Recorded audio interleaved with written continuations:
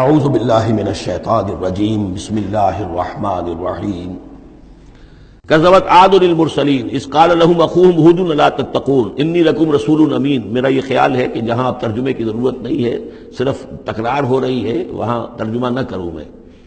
فاتقوا اللہ واطیعون، پس اللہ کا تقوی اختیار کرو اور میری اطاعت کرو۔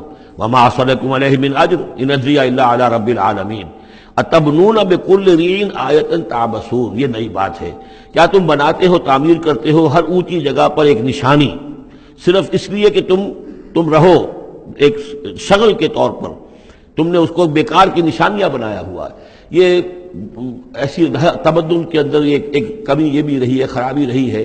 ہر قوم نے چاہا کہ کوئی ایسی بڑی بڑی بلڈنگیں بنا کر جائیں کہ ہمارا نام جو ہے زندہ رہے، حالانکہ ان کی افادیت کوئی نہیں۔